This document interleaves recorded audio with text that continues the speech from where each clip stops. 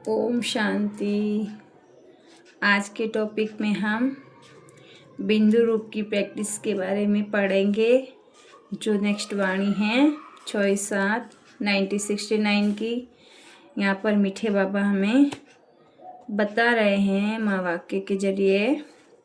मीठे मीठे बच्चे किसके सामने बैठे हो और क्या होकर बैठे हो। बाप तो तुम बच्चों को बिंदी रूप बनाने आए हैं। मैं आत्मा बिंदु रूप हूँ। बिंदी कितनी छोटी होती है और बाप कितना छोटा है। इतनी सी छोटी सी बात भी तुम बच्चों को बुद्धि में नहीं आती है। बाप तो बच्चों के सामने ही हैं, दूर नहीं। दूर हुई चीज़ को भूल जाते हो। जो चीज़ सामने ही रहती है उस चीज़ को भूलना यह तुम बच्चों को शोभा नहीं देता। बच्चे अगर बिंदी को ही भूल जाएंगे तो बोलो किस आधार पर चलेंगे। आत्मा के ही तो आधार से चलना है ना। तो मैं आत्मा हूँ यह नशा होना चाहिए। मैं बिंदु की संतान हूँ। संतान कहने से पहले स्नेह आ जाते हैं। तो आज तुम बच्चों को बिंदु रूप में स्थित होने की प्रैक्टिस कराए। मैं आत्मा हूँ इसमें से भूलने की आवश्यकता नहीं रहती है। जैसे मुझे बाप को भूलने की ज़रूरत पड़ती है। हाँ, परिचय देने के लिए ज़रूर बोलना पड़ता है कि मेरा नाम, रूप, गुण, कर्तव्य क्या है और फिर मैं कब आता हूँ और किस तन में आता हूँ। तुम बच्चों को अपना परिचय देता हूँ तो क्या बाप अपने परिचय को भूल जाते हैं। बच्चे उस स्थिति में एक सेकंड भी नहीं रह सकते। तो क्या अपने नाम, रूप, देश को भी भूल जाते हैं।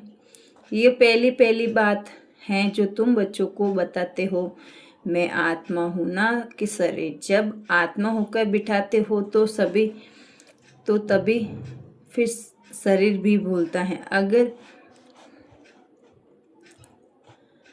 आत्मा होकर बिठाते तो क्या देह, सही देह के सभी संबंध भूल जाते हैं।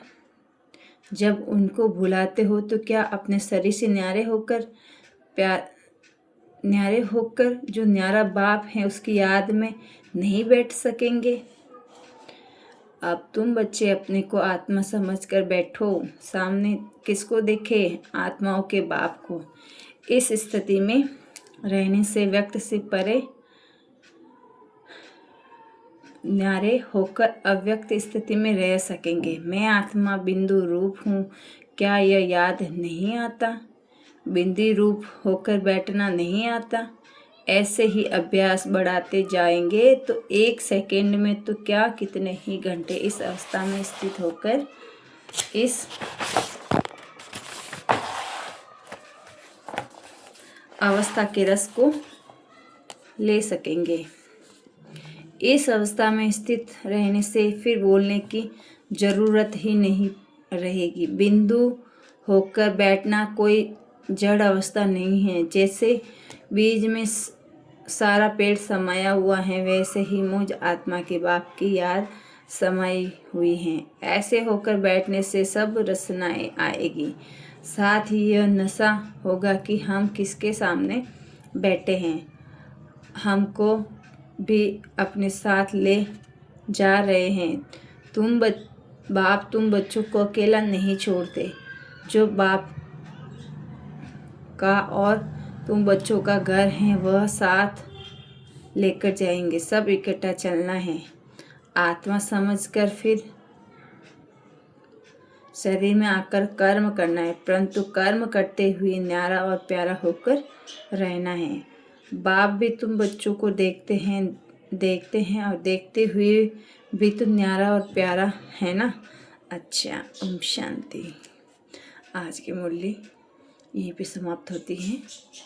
नेक्स्ट टॉपिक पे हम नेक्स्ट वाणी पे बात करेंगे। ओम शांति।